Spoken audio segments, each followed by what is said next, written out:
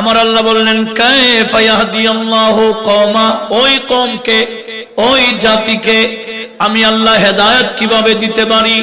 কাফারু, যারা কাফের হয়ে যায়, বাদা ঈমানিহিম, ঈমান আনয়ন করার পর, শাহিদু, এরা এক সময় সাক্ষী দিয়েছিল আন্নার রাসূল হাক্কুন, এ রাসূল তো হক, কিন্তু ওয়াজাহুমুল বাইয়িনাত, এ রাসূল যে হক এটার পিছনে অনেক দলিল এসে গেল, কিন্তু এরা নবীর শানে পরবর্তীতে বিয়াদবি করে করে কাফের হয়ে যায়। এদেরকে আমি আল্লাহ কিভাবে হেদায়েত দিই? উচ্চ আওয়াজে বলুন নাউজুবিল্লাহ। প্রথমে নবীর উপর ঈমান এনেছে, ঈমান আনে আমার নবীর শানে যারা বিয়াদবি করে, নবীর শানে বিয়াদবি করলে কি হয়ে যায়? কিয়ামতের ময়দানে এদের ব্যাপারে আমার আল্লাহ বলছেন ইয়াউমা তাবিয়াদ্দু জুহ ওয়া তাসওয়াদ্দু জুহ, সেদিন কিয়ামতের ময়দানে কিছু চেহারা নূরানি হবে, আবার কিছু চেহারা কালো কালো হবে। যাদের চেহারা কালো হবে আমার আল্লাহ তাদেরকে ডাক দিয়ে বলবেন ফাম্মাল্লাযীনা ইসওয়াদ্দাত ওজুহুহুম, যাদের চেহারা কালো হবে এদেরকে দেখে বলবেন আকাফারতুম বাদা ঈমানিকুম, তোমাদের চেহারা কালো কেন হলো? দুনিয়া তো চেহারা তো সুন্দর ছিল, তোমরা কি দুনিয়াতে আমার বন্ধুর শানে বেয়াদবি করেছিলা? আমার বন্ধুর শানে বেয়াদবি করলে তো কি হয়ে যায়? আর একটু জোরে বলেন না, কাফের হয়ে যায়। সেজন্য নবীর শানে বেয়াদবি করলে চেহারা অনেকের দুনিয়াতেও পাল্টিয়ে যায়, বিকৃত হয়ে যায়। আর যারা নবীর আশিক, যাদের কলবে নবীর প্রেম আছে, এরা মারা গেলে এদের চেহারা নূরানি হয়ে যায়। নবীজি বলেছেন মা মিন আহাদিন মিনকুম ইউনজিহে আমলুহু ইল্লা বিরহমাতিল্লাহ। নবীজি বলেন উম্মত, তোমাদের মধ্যে এমন কেউ নাই যে তার আমল তাকে নাজাত দিয়ে দেবে। নাজাত পেতে চাইলে আল্লাহ পাকের রহমত লাগবে। আল্লাহর রহমত ছাড়া জান্নাতে যাওয়ার এরকম সুযোগ কারো নাই। তো আল্লাহ পাকের রহমত পাওয়া যাবে যখন আল্লাহর হাবিব সাল্লাল্লাহু আলাইহি ওয়াসাল্লাম আমাদের পক্ষে সুপারিশ করবে। কথা বলুন ঠিক না? এটাই আমাদের বড় ভরসা, এটাই আমাদের বড় আশা। আজকে যারা নবীজির পক্ষে আছি আমরা নবীজির সুপারিশের আশাবাদী। কথা বলুন ঠিক না? যারা নবীর শানে বেয়াদবি করে, নবীর শানে যেমন তেমন কথা বলে, যেগুলা নবীর উম্মত কখনো মুখ থেকে বের করতে পারে না, এরকম নামদারি আলেম সমাজও নবীর শানে বেয়াদবি করে আমাদের দেশে আছে কিনা বলেন?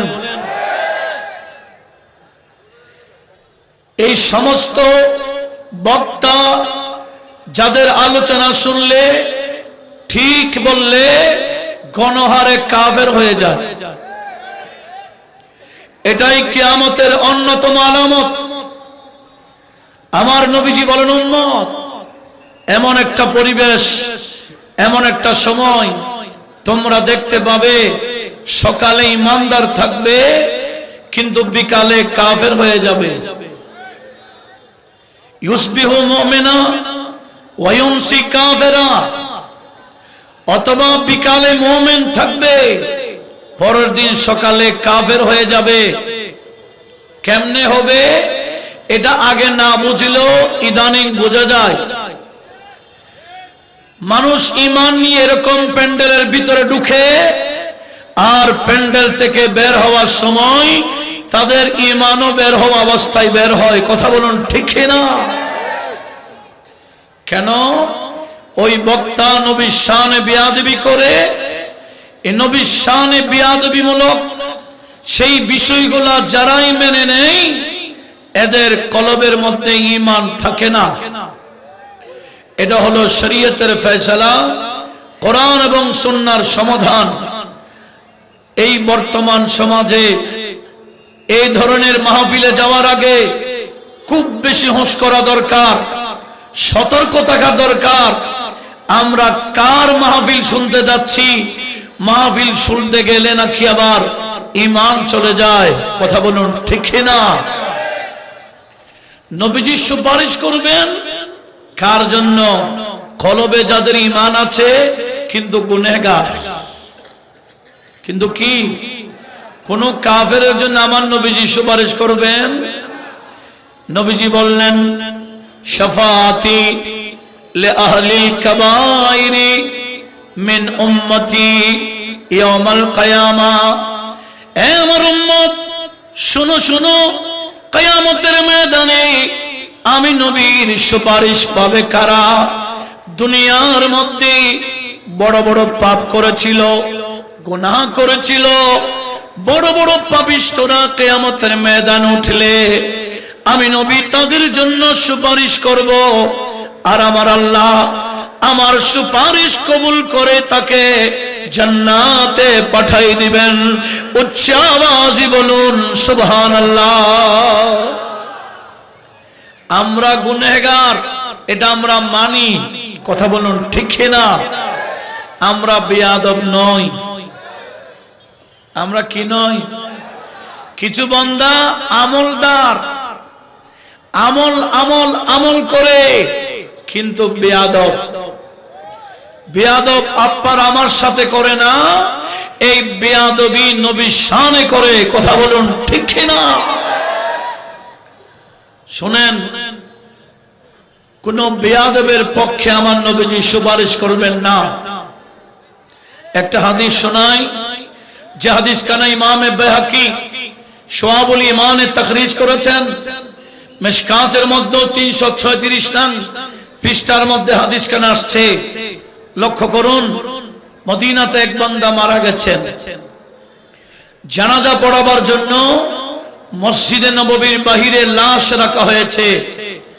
আর আমাদের নবীজিকে খবর দেওয়া হয়েছে, ইয়া রাসূলুল্লাহ, এক মুসলিম মারা গেলেন, আপনি আসুন জানাজা পড়ায় দেন।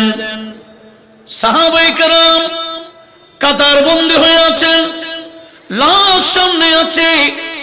নবীজিও এসে গেলেন, হুজরায়ে পাক থেকে বের হলেন, এখন জানাজা পড়াবেন। ঠিক ওই মুহূর্তে ফারুক আজম বললেন, ইয়া রাসূলুল্লাহ, লা তুসাল্লি আলাইহি, হুজুর তার জানাজা পড়াইয়েন না।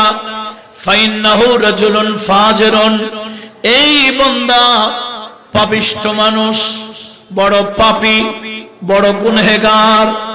এই বান্দার জানাজা আপনি পড়াবেন না। আমার নবীজি এটা শুনতেই ফালতাফাতা রাসূলুল্লাহ সাল্লাল্লাহু আলাইহি ওয়াসাল্লাম ইলান নাস।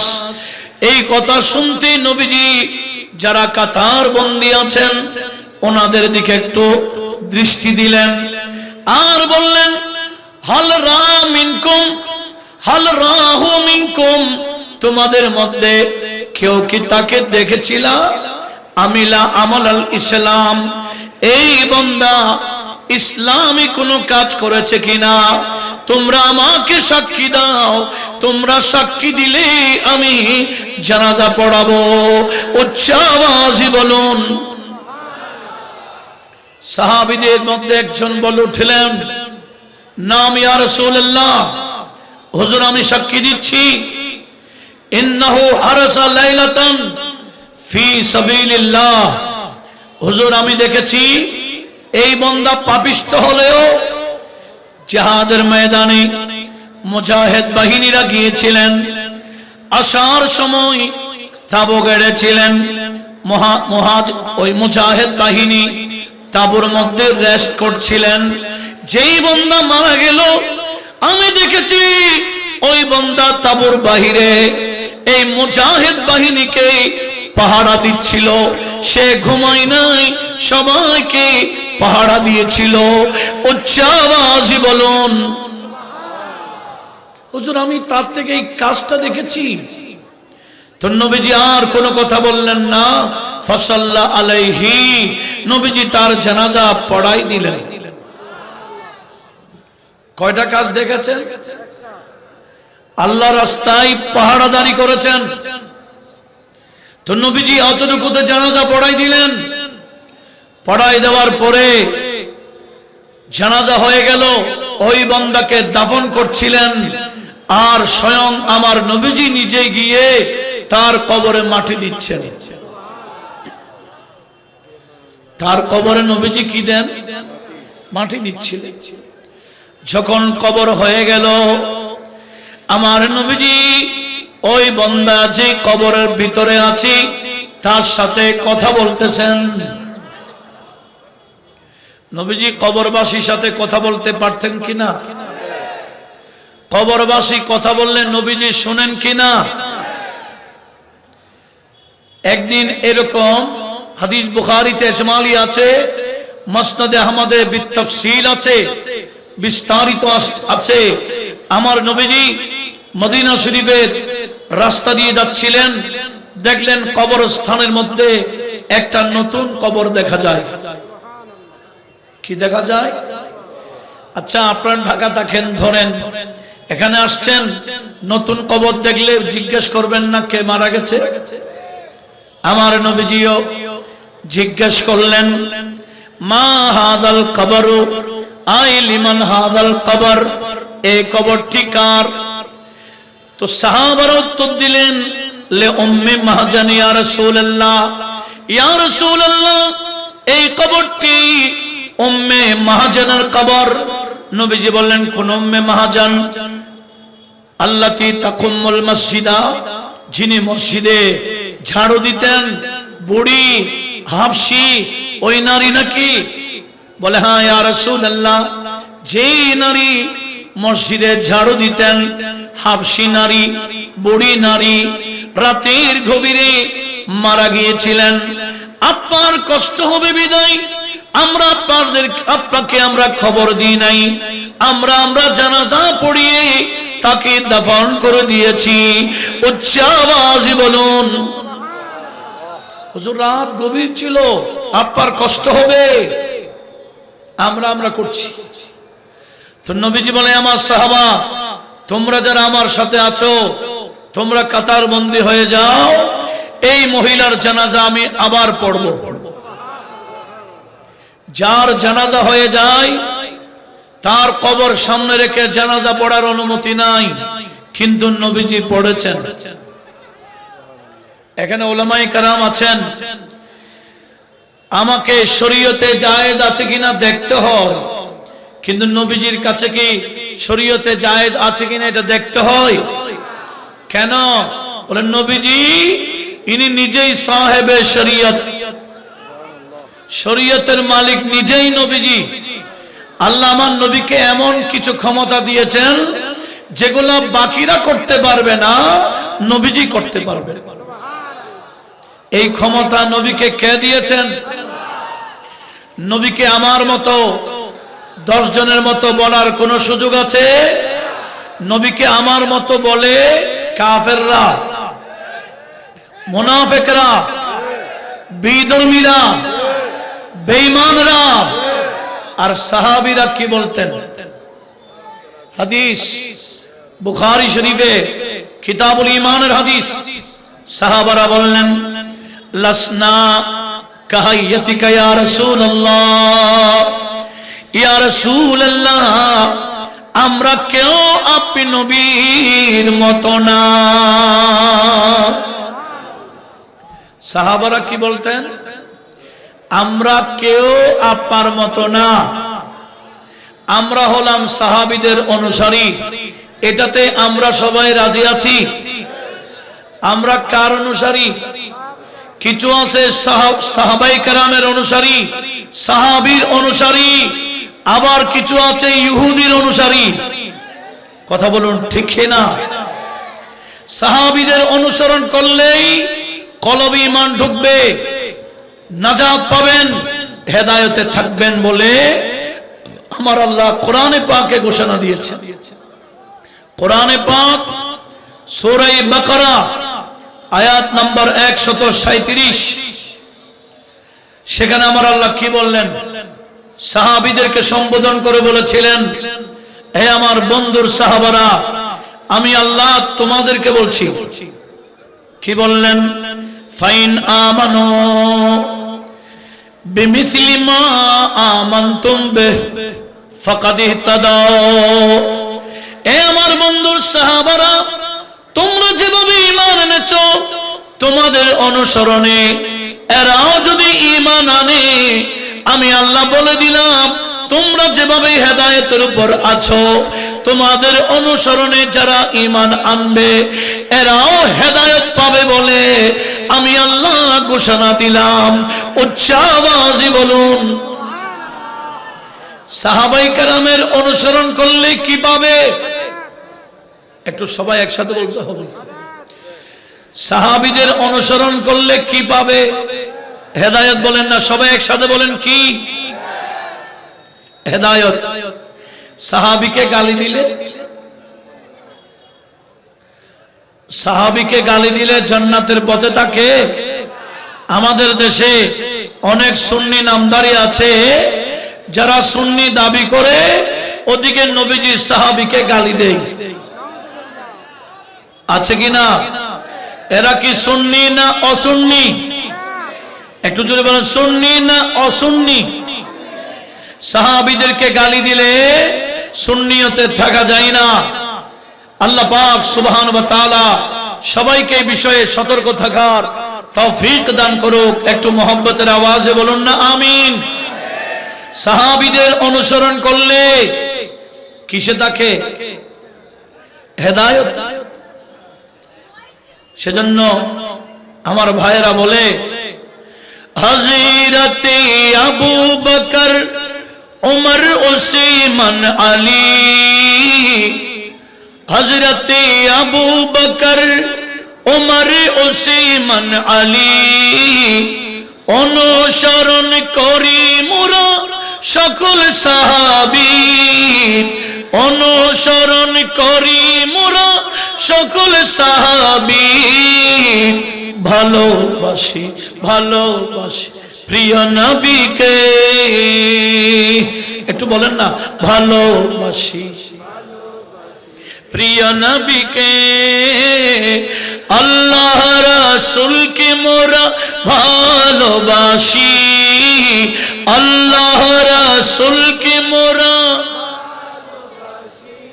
তাই তো মোরা জান্নাতের অধিকারী, তাই তো মোরা জান্নাতের অধিকারী।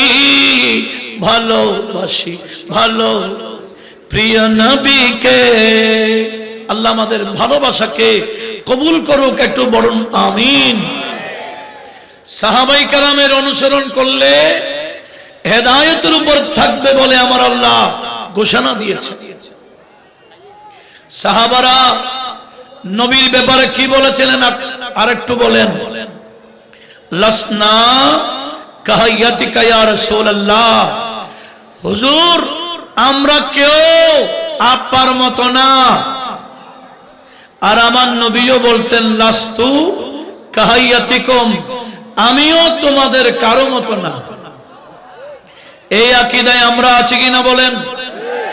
আর একটু জোরে বলেন, এই আকীদায় আমরা আছি কিনা?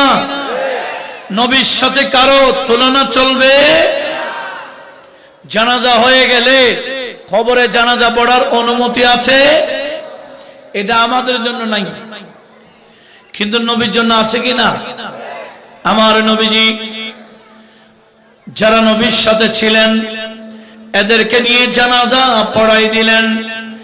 জানাজা পড়াবার পরে ওই মহিলার সাথে নবীজি কথা বলছেন, এ মহিলা, আইয়ু আমালিন ওয়াজাদতে আফজাল, এই মহিলা তুমি তো এখন কবরে, নিশ্চয়ই তুমি যে আমল করে কবরে গেছো এগুলার সওয়াব তুমি কবরে পেয়ে গেছো।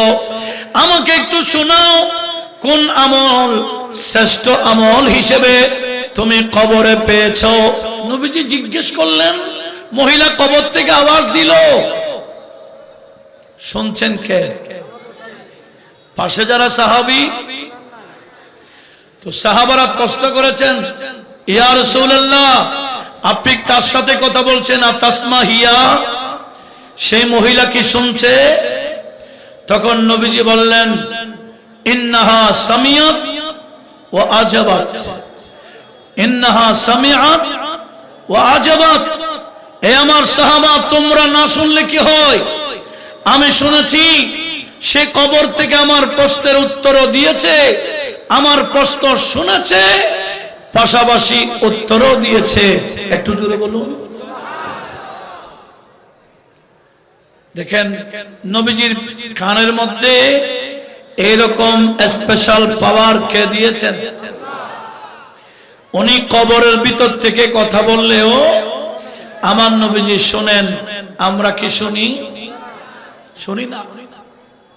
তো নবীজি বললেন, আমার সাহাবা, কিয়ামত পর্যন্ত যত উম্মত, সবার জন্য বলে দিলাম, এই মহিলা কবর থেকে আমার প্রশ্ন শুনে উত্তর দিয়েছে। সে বলেছে, ইয়া রাসূলুল্লাহ, আপনি প্রশ্ন করেছেন কোন আমলটি শ্রেষ্ঠ আমল হিসেবে আমি পেয়েছি। আমি কবরে আসার পরে রব্বুল আলামিন আমার আমলের সওয়াব দিয়েছেন, এমনকি শ্রেষ্ঠ সওয়াব দিয়েছেন কোনটি? আমি যে মসজিদে ঝাড়ু দিতাম, মসজিদ পরিষ্কার করতাম, এটার উপর আমার আল্লাহ বেশি খুশি হয়ে ব্যাপকভাবে সওয়াব দান করেছেন। উচ্চ আওয়াজে বলুন, কি ঝাড়ু? আর একটু জোরে বলেন। আমরা তো মসজিদে ঢুকলে, বালি দেখলে খাদেমকে চিল্লাই, মুয়াজ্জিনকে ডাক দিই, কিন্তু বড় সুযোগ হবে মসজিদে কোনো ময়লা থাকলে, মসজিদে ঝাড়ু আছে, নিজের হাতে যদি মহব্বতে এই মসজিদ পরিষ্কার করে দেন, আমার আল্লাহ হতে পারে এই একটি কাজের ওসিলায় আমার আল্লাহ তাকে জান্নাত দিয়ে ফেলবে। এই বিশ্বাস আছে কিনা বলেন? বুখারী শরীফে একটা হাদিস বারবার আসছে। আমার নবীজি বললেন, আগের বান্দাদের মধ্যে একজন বান্দা রাস্তা দিয়ে যাচ্ছেন, দেখলেন কাঁটাওয়ালা একটা ঢাল পড়ে আছে। কি ওয়ালা? ঢালি পড়ে আছে। উনি মনে মনে খেয়াল করলেন এটাতে কাঁটা আছে, মানুষ চলাচল করার সময় কষ্ট পাবে। সেটি খেয়াল করে ওই বান্দা মহব্বতে এই ঢালিটি রাস্তা থেকে সরিয়ে নিলেন। এতটুকু কাজ। আমার নবীজি বললেন, আমার আল্লাহ তার অন্য কোন আমল দেখে নাই, সওয়াবের আমলও দেখে নাই, গুনাহের আমলও দেখে নাই। একটা আমল দেখে তার জীবনের গুনাহ মাফ করে দিয়ে আমার আল্লাহ তাকে জান্নাত দান করে দিয়েছেন। কয়টা কাজ? রাস্তার মধ্যে কাঁটাযুক্ত ঢালি পড়ে আছে, এটা সরাই দিয়েছেন, এতটুকুতে জান্নাতে যাওয়ার ওসিলা হয়ে গেছে। আমরা কি এগুলা আমল করতে পারি না? একটু জোরে বলেন। আমরা কি রাস্তার মধ্যে কষ্টদায়ক জিনিস আরো ভালো করে দিয়ে রাখবো, না সরিয়ে নেব? মনে মনে নিয়ত করতে হবে, ও আল্লাহ, আমি এই কাজটা করছি তোমাকে রাজি করার জন্য, তোমার বান্দাকে কষ্ট থেকে বাঁচাবার জন্য আমি এই কাজটা করছি। দেখবেন এই ওসিলায় আমার আল্লাহ জান্নাত দিয়ে দেবেন। একটু মহব্বতের আওয়াজে বলুন না আমিন। তো কি বুঝলাম? ওই মহিলাকে আমার আল্লাহ শ্রেষ্ঠ সওয়াব দিয়েছেন, ব্যাপক সওয়াব দিয়েছেন মসজিদে ঝাড়ু দিতেও এই কাজে। তো নবীজি বললেন, আমার উম্মত, আমাকেও আমার আল্লাহ আমার উম্মতের শ্রেষ্ঠ আমলও দেখিয়েছেন, আবার শ্রেষ্ঠ পাপও দেখিয়েছেন। শ্রেষ্ঠ আমল কি? এটাই, মসজিদ পরিষ্কার করা, এটা আমার উম্মতের শ্রেষ্ঠ আমল। আর শ্রেষ্ঠ পাপ হলো কোন বান্দা কোরআনকে মুখস্থ করেছে, কোরআনে পাকের সূরা মুখস্থ করেছেন, না পড়তে পড়তে, গুরুত্ব না দিতে না দিতে কোরআন তার সিনা থেকে চলে গেছে। এরকম অনেক হাফেজে কোরআন আছে কিনা বলেন?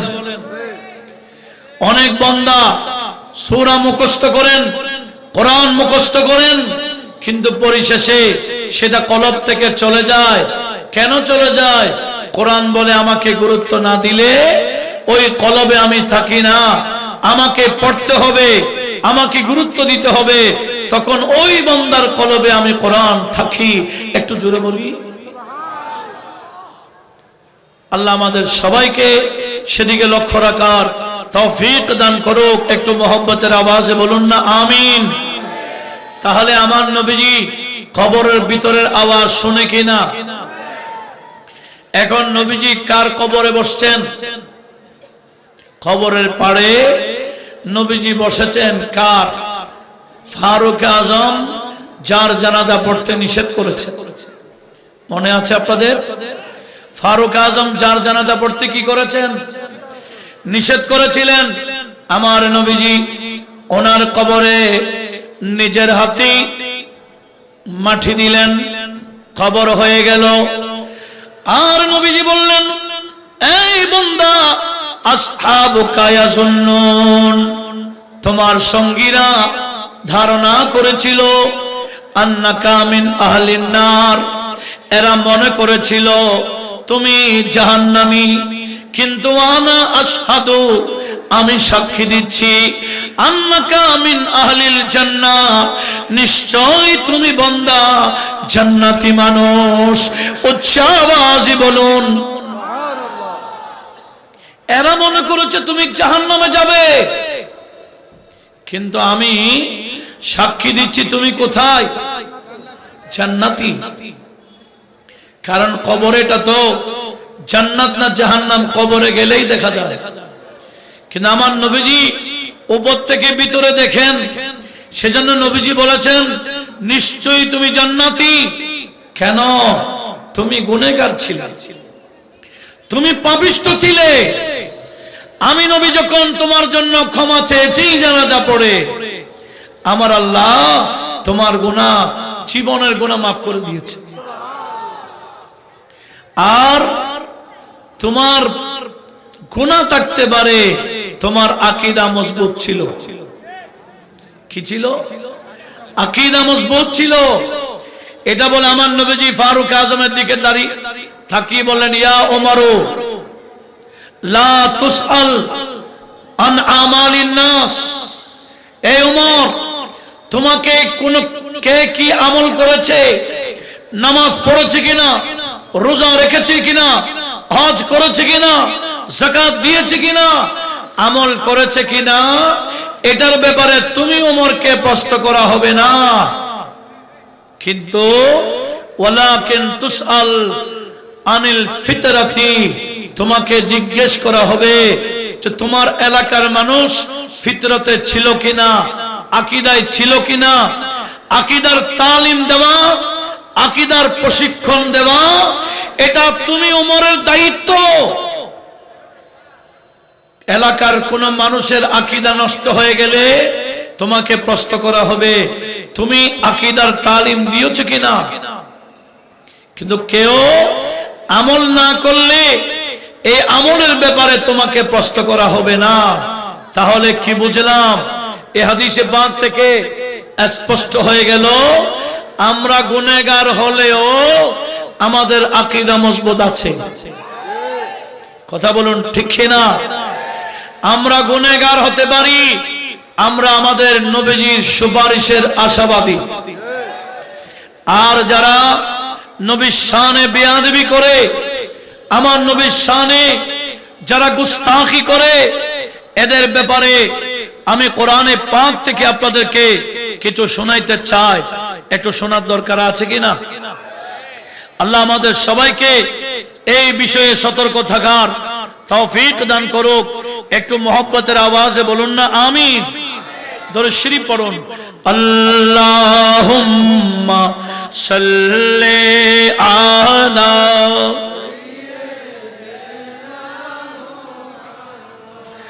আরে নবীনা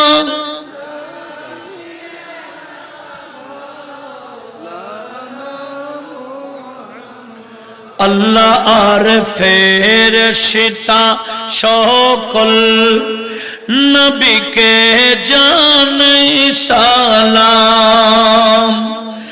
মুমিন যারা নবীর কাছে পাঠাও দুরূদ আর সালাম। আল্লাহুম্মা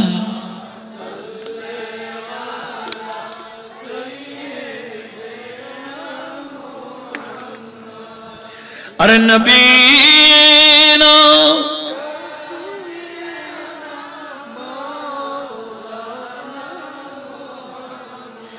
আমি আপনাদেরকে কোড দিচ্ছি কোরআনে পাক সূরা আলে ইমরানের 86 নং আয়াত থেকে আমি শুরু করছি। সবার মনোযোগ আছে তো? কিছু নিয়ে যাওয়ার দরকার আছে না? এখানে আসছেন কোরআন এবং সুন্নাহর কিছু তথ্য আমাদের নিয়ে যাওয়ার দরকার আছে কিনা? আসুন, কোন আয়াত কোন সূরা থেকে বলছি? সূরা আলে ইমরান, সূরা কয় নং আয়াত থেকে? 86 নং আয়াত থেকে। আমার আল্লাহ কি বললেন? আউযু বিল্লাহি মিনাশ শাইতানির রাজীম।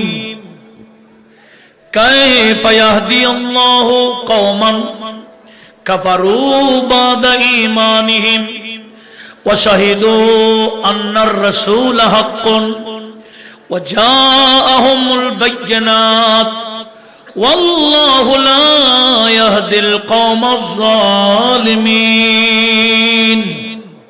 লক্ষ্য করুন, আমার আল্লাহ বললেন ওই বান্দাকে আমি আল্লাহ হেদায়েত কিভাবে দিতে পারি?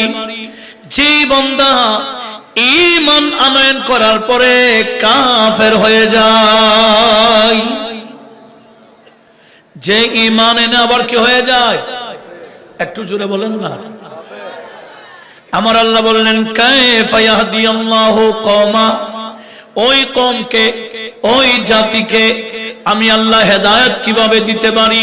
কাফারু, যারা কাফের হয়ে যায়, বাদা ঈমানিহিম, ঈমান আনয়ন করার পর, শাহিদু, এরা এক সময় সাক্ষী দিয়েছিল আন্নার রাসূলা হাক্কুন, এ রাসূল তো হক, কিন্তু ওয়াজাহুমুল বায়্যিনাত, এ রাসূল যে হক এটার পিছনে অনেক দলিল এসে গেল, কিন্তু এরা নবীর শানে পরবর্তীতে বিয়াদবি করে করে কাফের হয়ে যায়।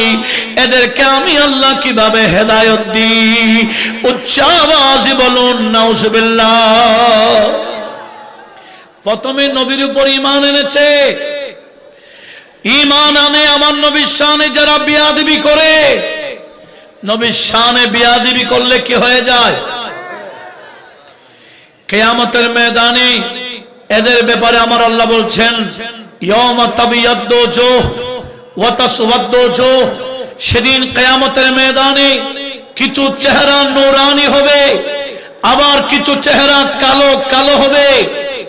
যাদের চেহারা কালো হবে আমার আল্লাহ তাদেরকে ডাক দিয়ে বলবেন ফাম্মাল্লাযীনা ইসওয়াদ্দাত ওজুহুহুম, যাদের চেহারা কালো হবে এদেরকে দেখে বলবেন আকাফারতুম বাদা ঈমানিকুম, তোমাদের চেহারা কালো কেন হলো? দুনিয়া তো চেহারা তো সুন্দর ছিল, তোমরা কি দুনিয়াতে আমার বন্ধুর শানে বেয়াদবি করেছিলা? আমার বন্ধুর শানে বেয়াদবি করলে তো কি হয়ে যায়? আর একটু জোরে বলেন না, কাফের হয়ে যায়। সেজন্য নবীর শানে বেয়াদবি করলে চেহারা অনেকের দুনিয়াতেও পাল্টিয়ে যায়, বিকৃত হয়ে যায়। আর যারা নবীর আশিক, যাদের কলবে নবীর প্রেম আছে, এরা মারা গেলে এদের চেহারা নূরানি হয়ে যায়। আজকেও দেখেছি চাঁদপুরের মধ্যে একজন আমাদের ভাই ইন্তেকাল করেছেন, নাম কি? অধ্যক্ষ আবু জাফর সাহেব। ওনার চেহারা দেখলাম ফেসবুকের মধ্যে, মাশাআল্লাহ, ওনার চেহারার মধ্যে একটা নূর চমকে। এটা দুনিয়াতেও আছে। সেজন্য যারা নবীর শানে বেয়াদবি করে এদের চেহারা কালো হয়ে যায়, এদের চেহারা কাউকে দেখায় না, এদের চেহারা ফেসবুকও আসে না, কিন্তু নবীর আশিক মারা গেলে এদের চেহারা এমন ভাবে জ্বলে নূরানি হয়ে যায়, চমকে। আমরা দেখতে পাই, যত দেখি তত ইচ্ছা হয় দেখতে।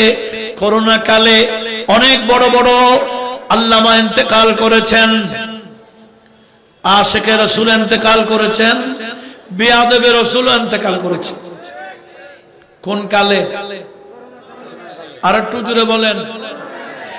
আমরা দেখেছি আশিকে রাসূলের চেহারার মধ্যে নূর চমকে ছিল, আর বিয়াদবের চেহারা দেখাই নাই। এই বিয়াদব এমনি মরে নাই, এদের ছাত্র তাদেরকে মেরে মেরে মেরেছে। আপনারা ভুলে গেছেন? যার নামের আগে আল্লামা বলতো, কিন্তু মরছে স্বাভাবিক মরা নয়। নাকে অক্সিজেন ছিল, ট্রেনে অক্সিজেন বের করে নিজের ছাত্ররা লাঠি দিয়ে মেরে মেরে মারছে। এটার নাম লানত। এটার নাম কি? একটু বড় বুঝবেন আমার আল্লাহ কোরআন শরীফে কি বলছেন একটু লক্ষ্য করুন। এগুলার সমাধান কোরআন হাদিসে আছে, সুন্নাতে আছে, কিতাবে আছে। আজকে এগুলা স্টাডি করা হচ্ছে না। এগুলো আমার আল্লাহ আগে ভাগে বলে গেছেন, কিন্তু আমরা বুঝি না। আল্লাহ সবাইকে বোঝার তৌফিক দান করুক। একটু মহব্বতের আওয়াজে বলুন না আমিন। আমার আল্লাহ কি বললেন? কিয়ামতের ময়দানে যাদের চেহারা কালো হবে এদেরকে জিজ্ঞেস করবেন, আকাফারতুম বাদা ঈমানিকুম, কি তোমরা ঈমান এনে আমার বন্ধুর সামনে বিয়াদবি করে কাফের হয়ে গেছিলা? এখানে আমার আল্লাহ বললেন, উলাইকা জাযাউহুম আন্না আলাইহিম লানাতুল্লাহ। যারা নবীর সামনে বিয়াদবি করে এদের শাস্তি হলো, এরা দুনিয়া আখিরাতে এদের উপর আমার আল্লাহর লানত। এরা অভিশপ্ত, এরা মলউন। কে বলেছেন? কি আমি বানাই বানা বলছি? আল্লাহ কি বলছেন? উলাইকা জাযাউহুম আন্না আলাইহিম লানাতুল্লাহি ওয়াল মালাইকাতি ওয়ান নাস আজমাইন। এদের শাস্তি হলো, এরা দুনিয়াতে অভিশপ্ত, এরা এত বেশি লাঞ্ছিত, এদের ছাত্র এদেরকে মারে। নবীর শানে বিয়াদবি করলে আল্লাহ বলেন তাদের উপর লানত। লানত কিভাবে হয়? আমরা কয়েকদিন আগে একটা নদীর পাড়েও দেখেছি, দেখি নাই? দুই গ্রুপ, আরে মায়ের সব যে অস্ত্র দিয়ে মাজার বাঁধতে গেছে, সে অস্ত্র দিয়ে একে অপরকে কোবাইছিল। কয়জন মারা গেছে সঠিক তথ্য নাই, এমনি বলছে 5-6 জন, কিন্তু বহুজন মেডিকেল ভরপুর হয়ে গেছে, একে অপরকে মারছে। আল্লাহ বলেন এটাই আমার লানত, এটাই আমার অভিশাপ। বুঝোগা, আমার ওলির শানে বিয়াদবি করলে যুদ্ধ আমি করব বলে আমি হাদিসে কুদসির মধ্যে ঘোষণা দিয়েছি, আমি যুদ্ধ করার জন্য আমার পক্ষ থেকে সৈন্য পাঠাইতে হবে না, তোরা একে অপরকে মারবি। এটা আমরা দেখছি কিনা? এটার নাম কি? আর একটু জোরে বলো। আমার আল্লাহ বললেন এদের উপর 1 নম্বর আমি আল্লাহর লানত, 2 নম্বর ওয়াল মালাইকা, ফেরেশতাদের লানত, ওয়ান নাস আজমাইন, সমগ্র মানব জাতির লানত, খালিদিনা ফিহা, এই লানতে তারা স্থায়ী ভাবে থাকবে। এই লানত দুনিয়াতেও আছে, এই লানত কবরেও থাকবে, এই লানত কিয়ামতেও হবে। একেবারে স্থায়ী লানত চলবে জাহান্নামের মধ্যে। উচ্চ আওয়াজে বলুন। জান্নাত বানিয়েছেন আল্লাহ, মালিক বানিয়ে দিয়েছেন নবীজিকে, সেজন্য নবীজির স্লোগান যারা দেবে জান্নাত তারাই যাবে। এরকম বিশাল বিশাল আমরা প্যান্ডেল দেখি, যেই প্যান্ডেলে লিল্লাহে তাকবীর বলে আর সামনে বলে না, আছে কি না?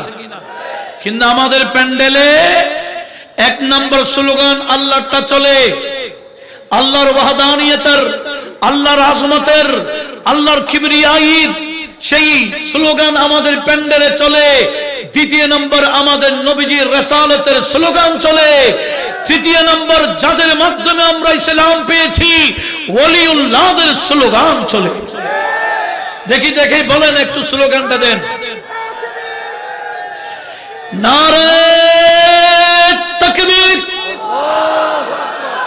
হাত তুলে বলতে হবে, নারে তাকবীর, নারে রিসালাত, নারে গাউসিয়া। এই স্লোগান ইমানদারের। জিন্দাবাদ। এই স্লোগান কার? সবাই বলতে হবে, ইমানদারের। কিন্তু মুনাফিকের স্লোগান কি? একটু জোরে বলুন। এটা কোথায় আছে? এটা কোরআন শরীফ আছে, সূরা মুনাফিকুন আয়াত নাম্বার 8। কত? 8 নম্বর আয়াতে আল্লাহ বললেন, ওয়ালিল্লাহিল ইজ্জাতু ওয়ালিরাসূলিহি ওয়ালিল মুমিনিন ওয়ালাকিন্নাল মুনাফিকিনা লা ইয়ালামুন। আল্লাহ বলেন, ইজ্জত 1 নম্বর আমার, আমার পরে ইজ্জত আমার নবীর। তৃতীয় নম্বর, মুমিন ব্যক্তির, মুমিনদের ইজ্জত আছে। শুধু আমি আল্লাহর স্লোগান দিলে হবে না, স্লোগান আমার রাসূলের দিতে হবে, মুমিনের স্লোগান দিতে হবে। কিন্তু ওয়ালাকিন্নাল মুনাফিকিনা লা ইয়ালামুন, এটা মুনাফিকরা বুঝে না। মুনাফিকরা বুঝে শুধু ইজ্জত আল্লাহর জন্য, রাসূলের জন্য ইজ্জত নাই, মুমিনের জন্য ইজ্জত নাই। এটা মনে করে কারা? এই বিষয়টা কাদের? আর মুনাফিকের বিপরীত কারা? মুমিন বলেন না। মুমিনরা 1 নম্বর স্লোগান কাটটা দেয়। তৃতীয় নম্বর ওলিউল্লাহদের স্লোগান। ওলিউল্লাহদের স্লোগান আমরা শুধু গৌসে পাক কাটটা দিয়ে বস করে দিই, শেষ করে দিই। কেন? গৌসে পাকের স্লোগান দিলে খাজা গরিব নামাজ বলে আমিও রাজি, খাজা বাহাউদ্দিন মুশকিল কুশা বলে আমিও রাজি, ইমামে রব্বানি বলে আমিও রাজি। সমস্ত ওলিউল্লাহরা বলে গৌসে জিলানীর স্লোগান দিলে আমাদের স্লোগান হয়ে যায়। কথা বলুন, ঠিক না? কেন? গৌসে পাক নিজেই বললেন, ওয়াফিল ইনসে শেখুন ওয়াফিল মালাকি শেখুন ওয়াফিল জিন্নে শেখুন। মানুষের মধ্যে পীর আছে, জিনের মধ্যে পীর আছে, ফেরেশতার মধ্যে পীর আছে। মনে রাখো, আমি আব্দুল কাদেরকে জানো, আনা শেখুল কুল্লি। যত পীর আছে সমস্ত পীরের পীর হলাম আমি আব্দুল কাদের। উচ্চ আওয়াজে বলুন। সেজন্য গৌসে পাকের একটা লকব হলো পীরানে পীর। একটু সবাই একসাথে বলি, পীরানে। এক বাক্যে বলি, পীরানে। वलियों के सरदार मेरे गौसे आजम जिलानी, गौसे आजम। गौसे आजम जिलानी একসাথে বলতে পারবেন না? একসাথে, गौसे आजम, गौसे आजम। না, এই আওয়াজ হবে না। गौसे आजम, गौसे आजम। वलियों के सरदार मेरे गौसे आजम जिलानी, गौसे आजम, गौसे आजम दस्तगीर अल्लाह गनी। একটু জোরে বলুন না সুবহানাল্লাহ। উস্তাজুল উলামা ওয়াল আসাতিজা, মুফাসসির কুরআন, যিনি তাফসীর বিভাগে পড়াতেন, এখন না, সেই 90-এর আগে থেকে কামেল তাফসীরে যিনি ক্লাস নিতেন, কত থেকে? 90-এর আগে থেকে। 90 মানে কয় বছর আগে? হ্যাঁ, 90 সালের আগেই যিনি তাফসীর বিভাগের অধ্যাপক ছিলেন, কামেল তাফসীর বিভাগের, একটু বড় আওয়াজে বলুন মারহাবা। এখন তো আন্তর্জাতিক মুফাসসিরে কোরআনের অভাব নাই, কিন্তু আলেমের সার্টিফিকেটও নেই। কথা বলুন ঠিক না? ইনি বাস্তব তাফসীর মুফাসসিরে কোরআন, যিনি তাফসীর বিভাগে যখন ইলমি দৌর ছিল, সিফাতুলি জামিয়া গৌসিয়া বহুমুখী কামেল মাদ্রাসায় যখন ইলমের ব্যাপক জোয়ার ছিল, তখনকার মুফাসসির। একটু বড় আওয়াজে বলুন না মারহাবা। উনি ইনশাআল্লাহ অসুস্থ, উনি আসতে চাইছিলেন না, আমি জোর করে নিয়ে আসছি। বলেন না আলহামদুলিল্লাহ। ইনাদের হায়াতের জন্য সবাই দোয়া করার দরকার আছে কিনা? আমরা সবাই দোয়া করি আল্লাহ হুজুরের সুস্থতা দান করুক, হায়াত ব্যাপক দান করুক, বরকত দান করুক, সুস্থতা দান করুক। ইনারা থাকলে আহলে সুন্নাত ওয়াল জামাতের খেদমত আরো আরো ত্বরান্বিত হবে। কথা বলুন ঠিক না? এখনো বড় বড় প্রতিষ্ঠান প্রায় 20, 22, 23টি পর্যন্ত উনি প্রতিষ্ঠান চালাচ্ছেন, যিনি প্রাতিষ্ঠানিক খেদমত নিচ্ছেন। আল্লাহ পাক সুবহানাহু ওয়া তাআলা হুজুরের হায়াতের মধ্যে আরো আরো বরকত দান করুক। একটু মহব্বতের আওয়াজে বলুন না আমিন। আমাদের প্যান্ডেলে 1 নম্বর স্লোগান কার? সবাই বলেন না। 2 নম্বর কার? রাসূলের। 3 নম্বর কার? ওলিউল্লাহদের স্লোগান দিতে গেলে গৌসে পাকের স্লোগান দিলে সবার স্লোগান হয়ে যায়। কেন? গৌসে পাক বলে যত পীর, সমস্ত পীরের পীর আমি, আমার নাম নিলে সমস্ত পীরের নাম হয়ে যাবে। কথা বলুন ঠিক না? আল্লাহ আমাদের সবাইকে এই বিষয়ে মজবুত থাকার তৌফিক দিক, আমিন বলেন। আর মুনাফিকের প্যান্ডেলে রাসূলের স্লোগান থাকে, ওলিউল্লাহ স্লোগান দেখা যায়, শুধু লিল্লাহি। সহজেই বুঝে নেন মুনাফিক চিনার আলামত। আমার আল্লাহ বলেন ওয়ালাকিন্নাল মুনাফিকিনা লা ইয়ালামুন। ইজ্জত শুধু আল্লাহর জন্য নয়, আল্লাহ বলে ওয়ালি রাসূলিহি ওয়ালিল মুমিনিন। ইজ্জত আমার বন্ধু রাসূলের আছে, সমস্ত ওলিউল্লাহর আছে। স্লোগান আমি আল্লাহরটা দিলে হবে না, আমার বন্ধুটাও লাগবে। সমস্ত ওলিউল্লাহর স্লোগান আমি আল্লাহ চাই, কিন্তু মুনাফিকরা বুঝে না। এই কথা কার? আসুন আমি সংক্ষেপেই বিষয়টা বোঝাই দিচ্ছি। আল্লাহ শুনে আমাদের ঈমান মজবুত করার তৌফিক দান করুক। একটু জোরে বলুন না আমিন। আমার আল্লাহ এর পরে কি বললেন? ইন্নাল্লাযীনা কাফারু বাদা ঈমানিহিম, যারা ঈমান আনয়ন করার পরে কাফের হয়ে যায়, সুম্মা ইজদাদু কুফরা লাম তুকবালা তাওবাতুহুম উলাইকা হুমুদ দাল্লুন।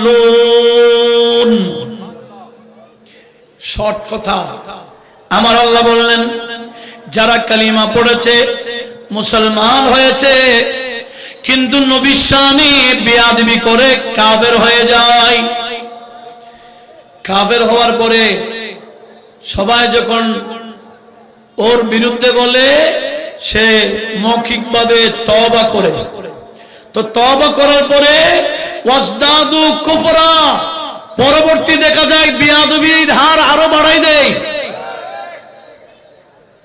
একবার কাফের হলো, আবার কুফরি কালাম আরো বেশি করে করে আমার আল্লাহ বলেন লান তুকবালা তাওবাতুহুম, ওনাদের এই বেয়াদবের তওবা কখনো কবুল হবে না। লাম দিয়ে বলেছে, লান তুকবালা, কখনো কবুল করা হবে না। তাওবাতুহুম, তার তওবা। সেজন্য সে আগে বলেছে বিশ্বনবী লিখতেও জানে না, পড়তেও জানে না, আলিফ বাতা ওয়াহিদ ইসলাম সালাস এগুলা নবী বুঝে না। এক সময় কাফের হয়ে গেছে এগুলা বলে। আমাদের নবীর শানে উল্টা সিধা কথা বলেছে, সেগুলা ছাপের মুখে কিছু তওবা করলেও পরবর্তীতে কুফর আরো বাড়াই দিল। এখন বলে কাফের বললে বলুক গা, আমি পরোয়া করি না। আমার আল্লাহ কি বলছেন? তুই পরোয়া করলে করিস, না করলে তোর ব্যাপার। তুই তওবা করলো কি না করলো কি, লান তুকবালা তওবাতুহুম। আমার আল্লাহ বলেন, একবার নবীর শানে বিয়াদবি করে একবার তওবা করলো, আবার বিয়াদবি করলো, এরপরে বারবার যদি বিয়াদবি করে, ওই সমস্ত বান্দাদের তওবা আমি আল্লাহর দরবারে কখনো কবুল হয় না। উলাইকা হুমুদ দাল্লুন, এরা সবাই পথভ্রষ্ট। এরা সবাই কি? তো পথভ্রষ্ট যারা, এদের ওয়াজ যারা শুনে এরা কি রাস্তা পাবে? কথা বলেন। যারা পথভ্রষ্ট এদের শ্রোতাকেও কি বানাবে? পথভ্রষ্ট বানাবে।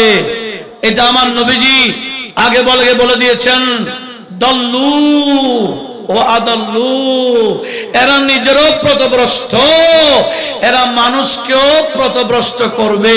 কথা বলুন ঠিক কিনা? সময়টা আসছে কিনা বলেন, সময়টা আসছে কিনা বলেন।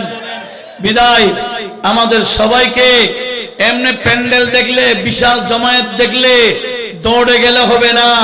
প্যান্ডেলে দৌড়ে গিয়ে ঈমান নিয়ে ঢুকবেন, প্যান্ডেল থেকে বের হওয়ার সময় বেঈমান হয়ে বের হবে। কথা বলুন ঠিক কিনা?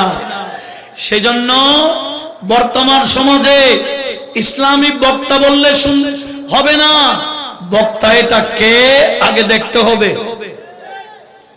ইমামে দারমি, যিনি ইমামে বুখারীর উস্তাদ, উনি ওনার সুনানের মধ্যে বর্ণনা করছেন কি, মুহাম্মদ বিন সিরিন বিখ্যাত তাবেঈ, উনি একদিন মসজিদে দরস দিচ্ছেন, ছাত্ররা দরস দিচ্ছেন, হঠাৎ দুই বান্দা সেই দরসে ঢুকলো, বসছে। বসার পরে এরও দরস শুনতেছেন, মুহাম্মদ বিন সিরিন বিখ্যাত তাবেঈ দরস দিচ্ছেন। এই দরসের মধ্যখানে তাদের দুইজনের মধ্যে একজন দাঁড়ালো, হুজুর আপনি যদি অনুমতি দেন আমি একটি কোরআনের আয়াত শোনাবো। মুহাম্মদ বিন সিরিন বলে, না না বসো, তোমার কোরআনের আয়াত আমি শুনবো না। আলোচনা করতে আছেন উনি নিজেই।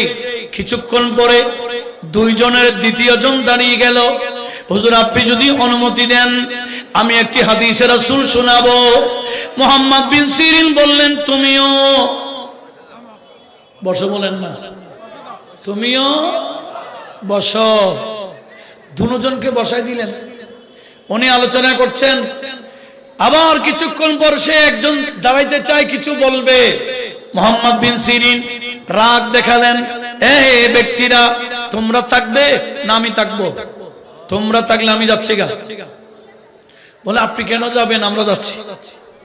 দুজন বৈঠক থেকে চলে গেল। ছাত্ররা বললেন, হুজুর এমন কেমন মামলা, এরা তো খারাপ কিছু বলে নাই। একজন তো কোরআন শোনাবে বলেছেন, আরেকজন হাদিসে রাসূল শোনাবেন বলেছেন, এরা তো খারাপ কিছু তো বলে নাই, ভালোই তো বলল। তখন মুহাম্মদ বিন সিরিন বললেন, আমার ছাত্ররা তোমরা কি দুইজনকে চিনো? বলেন না। বলে সমস্যা সেখানে, টুপি দেখেছো, দাড়ি দেখেছো, মুসলমান মনে করেছে। তারা দুইজনকে আমি চিনি, এরা কদরিয়া। এরা তাকদীর মানে না, এরা নামে মুসলমান, তাকদীর মানে না। এরা কোরআনের একটি আয়াত পড়বে, তাকদীর প্রসঙ্গে ব্যাখ্যা একটা দিবে, আমার ভিতরে ওয়াসওয়াসা সৃষ্টি হবে। হাদিসে রাসূল একটা শোনাবে, তাকদীর প্রসঙ্গে ব্যাখ্যা দিবে, আমার অন্তরে ওয়াসওয়াসা হয়ে যাবে। বিদায় কোন বাতিলের মুখে আমি কোরআন শুনতে রাজি না, হাদিসে রাসূল শুনতে রাজি না। কথা বলুন ঠিক কি না? এত বছর আগে, 1300 1350 বছর আগে যদি বিখ্যাত তাবেঈ উনি যদি বলেন কোন বাতিলের মুখে আমরা কোরআন শুনতে রাজি না, হাদিসের রাসূল শুনতে রাজি নই, তাহলে আমাদের কি অবস্থা? সেজন্য ওই বৈঠকে মুহাম্মদ বিন সিরিন কিয়ামত পর্যন্ত যত নবীজির উম্মত আসবেন সবার জন্য একটা ওয়াজ করে দিয়েছেন। ওয়াজ, সে ওয়াজটা মুকদ্দমাতে মুসলিমেও আছে, এই ওয়াজটা তিরমিজি শরীফেও আছে, এই ওয়াজটা মিশকাতে কিতাবুল ইলমেও আছে। উনি বলেছেন ইন্না হাযাল ইলমা লাদীনুন, ইলমের নামই হলো দ্বীন। ইলমের নাম দ্বীনি আলোচনা বলে, দ্বীন ইলমের নাম হলো দ্বীন। উনি বললেন ফানজুরু আম্মান তাখুজুনা দীনাকুম, তোমাদের দ্বীনি আলোচনা কার থেকে শুনছো আগে আলোচক দেখো, ওই আলোচক সুন্নি আছে কিনা, আলোচক সুন্নি কিনা দেখো। সুন্নি হলো নিজেও শুনবা, ফ্যামিলিকে শুনাইবা, অসুন্নি হলে আলোচনা নিজেও শুনবে না, ফ্যামিলিকে সতর্ক করাই দিবা। কারণ কি জানো, নবীজি বলেন ওয়াইন্না মিনাল বায়ান লা সাহরা, কিছু ওয়াজ আছে এখানে জাদু আছে, জাদু। তোমাকে জাদু করে নিয়ে আসবে, সে ভণ্ড তোমাকেও ভণ্ড বানায় দিবে, সে গুমরা তোমাকেও গুমরা বানিয়ে দিবে, সে কাফের তোমাকেও কাফের বানিয়ে ছাড়বে। কথা বলুন ঠিক কিনা? আল্লাহ পাক সুবহানাহু ওয়া তাআলা আমাদের সবাইকে এই আকায়েদে আহলে সুন্নাহ ওয়াল জামাতের ব্যাপারে সতর্ক থাকার তৌফিক দান করুক, আমিন। আজকের এই মাহফিলের পিছনে যারা যেভাবে শ্রম দিয়েছেন, সহযোগিতা করেছেন, আল্লাহ পাক সবাইকে দুনিয়া এবং আখিরাতে উত্তম বদলা দান করুক, আমিন। ওয়ামা আলাইনা ইল্লাল বালাগ ওয়া আখিরু দাওয়ানা আনিল হামদুলিল্লাহি রাব্বিল আলামিন। আসসালামু আলাইকুম ওয়া রাহমাতুল্লাহি ওয়া বারাকাতুহু।